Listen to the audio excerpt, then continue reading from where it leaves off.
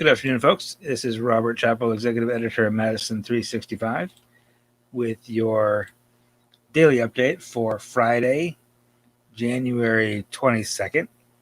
And the update today is sponsored by Forward Theater Company here in Madison, Wisconsin, presenting The Niceties by Eleanor Burgess, a drama featuring clashing perspectives on race, history, and power in America. This virtual theater experience is streaming online beginning tonight, January 22nd through February 7th. Tickets are available at forwardtheater.com, and watch Madison365.org next week. I think it's very likely we'll have a review of that show at some point next week. Forward Theater has been good enough to get us tickets. It should be a good show. So today we have pretty good coronavirus news, and we have an exclusive story about a bit of a kerfuffle, as we white people say, on the UW campus. And our student government and university administration are at odds over a $2 million fund. So it's not chump change. It's a significant amount of money. And our reporter, Ayomi Wolff, has that story exclusively. And we will have her on after the break. But for now, let's get through the coronavirus numbers. As I said, it's not going to be real, not a lot of news here, which is good, right? We had about 8,400 tests processed, reported today. About 2,070 of those were positive, so slightly fewer, more tests than yesterday. No, I'm sorry, that's wrong. That's wrong. Slightly fewer tests, about the same number of tests, honestly, and slightly fewer positive results. Still over 2,000, but slightly lower than yesterday. With the positive test rate, 24.7% for the day. But again, that 1 day number doesn't mean that much. So we look at the 7-day averages, and we're looking at the 7-day average of new cases per day is 1,642, which is the lowest that's been in a long time. 7-day positive test rate for all people tested is now 21.7%. It's below 22. That was 22.4 yesterday. So 21.7% of everyone tested in the past 7 days tested positive. That's pretty high, but it's a little lower than yesterday and lower than it has been. The best number today is that the positive test rate for all tests in the past 7 days, 6.6%. It was 7.2 for the past 2 days. Still high. We still want that to be below 3, right? But 6.6, it's getting closer to 3. Every day it's getting closer, and that's really, really good news. Now, the news that's not so good today, 36 more deaths from coronavirus today. Reported today. They didn't just happen today, but they were reported today. That brings our total death toll to 5,643. We've had 161 people so far since March. This is the past, 10 months, 11 months. 161 people have tested positive for coronavirus but died of other causes. Okay, so that's a pretty small number. 7-day average of reported deaths now is up to 45.3. So that actually went up a little bit today. But again, that's just what was reported today. So that might go up a little bit because we're coming off of holiday, the holidays, Christmas, New Year's, and then Martin Luther King Day was a holiday, so a lot of government offices were closed. So now we're going to catch up on reporting fatalities. So that average might go up a little bit. It doesn't mean more deaths are happening. It just means we're catching up on the reporting. But still, you don't like to see that number go up. You'd prefer to be like, hey, we weren't reporting very many, but, there weren't many to report. But it looks like there actually were. Today, we did have 17 different counties reporting at least one fatality. That didn't get updated. Sorry. So, they were pretty spread out. We are also reporting today that 56,680 people have gotten both vaccine shots. and they are now fully vaccinated. They just needed to wait a couple of weeks for that to take effect. It's about 5,000 more than yesterday, and that's been pretty consistent for the past little over a week that they've been reporting that data. We've seen about 5,000 people finish that second test, that second shot every day. We are now at 310,256 vaccine doses, which means there's still about 180,000 or so who've gotten one shot and are waiting for the second.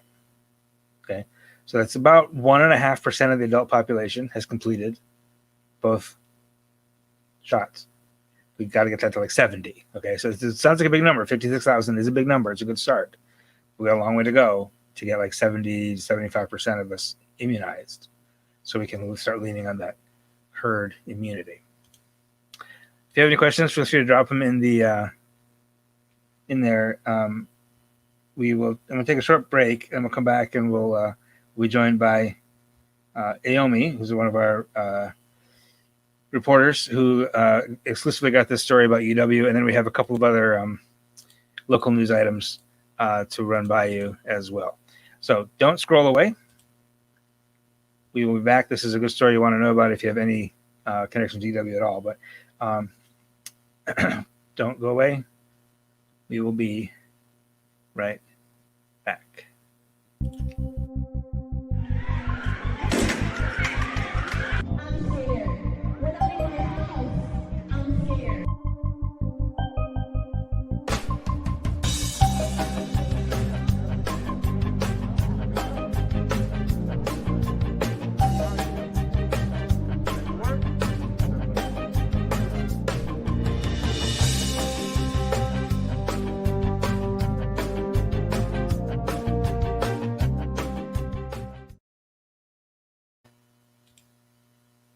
Hey, and we're back, and thanks for joining us. And joining us today is Ayomi Wolff, ace reporter for Madison365. Mm-hmm. Hey. There you are. All right, thanks for joining us. I got to hear you. So you broke this story today about this sort of, I don't know if fight is quite the right word, but this disagreement over some funding. Can you just get us up to speed? What's the contention here? All right. Well, so the Associated Students of Madison, the ASM, have proposed this piece of legislation that would give like about $2 million. It would allocate about $2 million for a COVID housing relief fund that would be administered by the Tenant Resource Center, which is one of their partners. And this would be able to provide students with like money for, rent or utilities. And this would all be administered through the Tenant Resource Center. Mm-hmm. Now, UW-Madison, UW Legal are having some problems with that or trying to stop the legislation because they're saying it violates system policies, specifically System Policy 820 regarding segregated fees. And so this is segregated fee money, which is money that's paid by students. Yes. Above and beyond tuition. So what is System Policy 820 say, and what do they say is the problem here? Well, specifically it refers to that student organizations like ASM can't give gifts, donations, or contributions. They can't give lump sums of money to other student organizations. Okay. And the Tenant Resource Center is not a student organization, so that doesn't really apply. And then they can't give direct financial aid to students. And so those are the main problems with the legislation being proposed by the ASM. So however, ASM, I'm sorry, go ahead. Oh, well, I was going to explain why. The ASM has written into their legislation. You anticipated my question very well. Yeah. I swear we're not, there's no script. This is all improv. Right. But the written actually into the legislation prior to even, UW Legal presenting any problems regarding 820, the legislation features some sort of rebuttals, basically.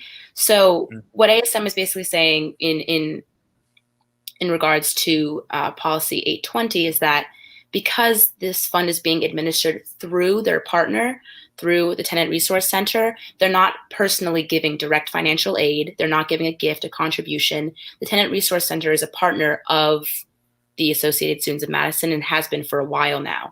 And it says in their contract that they can increase funding and decrease funding as long as both parties are in agreement. So what has Tenant Resource Center done for ASM previously? They do tenant support services. So they kind of offer kids, they can help make them payment plans for how to, can figure out how to pay rent. They also offer, they help support students who are maybe having problems with their landlords or with their roommates, but they've never, given money out to students before. And in my understanding, am I understanding this right, that this fund would basically be used to pay rent on behalf of students? Yeah. Not necessarily give money to students. And that's that might be sort of the technicality that ASM is relying on. Yes. And we're not giving money to students, we're just paying their rent for them. Yeah. So the money would actually directly go to landlords or, whoever's paying, the utility bills, but it wouldn't go directly into the hands of the students who then would pay. It's like that sort of loophole that in the language that it's going to not the students, but someone else. Right. Understood. So what's the next step here? How is this process going to get resolved, if it is? Well, the ASM is going to have this ASM student council is voting on this policy on the 26th, though, in 4 days. Uh-huh. And if that's passed, in ASM, in the world of ASM, it's a good and done legislation. However, UW Legal can sue the ASM and take them to court over the legalities of this policy. Now, I understand that the university has actually gotten federal funds for this kind of thing. Why does that not help these students that ASM is trying to help? Well, so the financial aid office offers like COVID relief funds, but they have to apply. They have to be, underneath. They can't. People under the CARES Act don't apply for this. So people, documented students, international students, DACA recipients can't, apply for the financial aid provided by the school directly from the financial aid office. So this is sort of a different a different pocket of money that students like that can access. So that there are students who aren't eligible for the federal funds, and this is specifically for those students. Yeah. Gotcha. They will get priority. I mean, it's all available to all students, but priority to low-income, undocumented scholarship recipients, DACA recipients, and international students. Okay, so we will keep an eye on this, and you're going to cover the meeting next week, Tuesday, right? And we'll see if UW takes them to court. Ayomi, great work. Thanks for joining us today. Thank you. Thank you for having me. All right. Thank you to Ayomi for joining us today. And then some other local news for you today. We've got a couple of stories that you want to take a look at on the website today at Madison365.org. This is Letitia Nelson.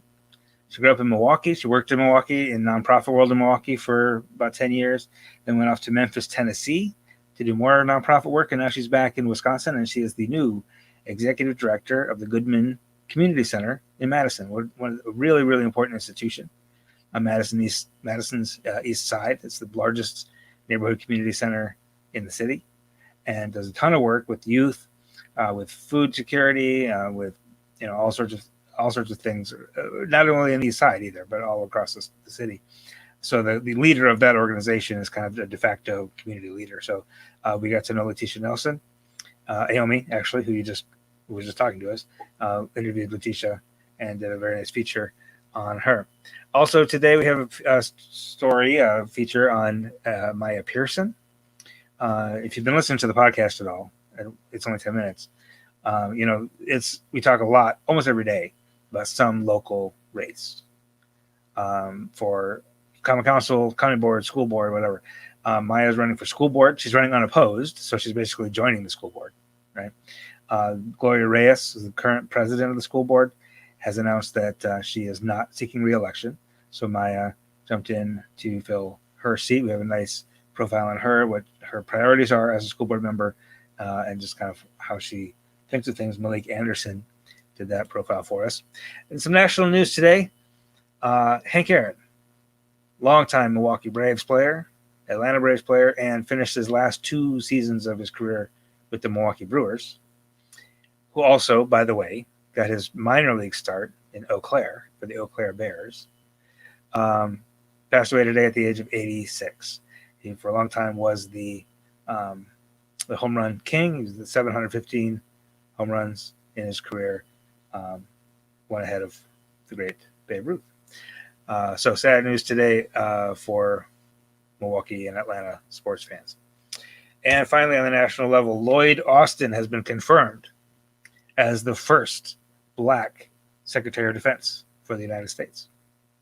It had to go through an extra bit of hoop jumping to be approved because he just retired from active military service 4 years ago.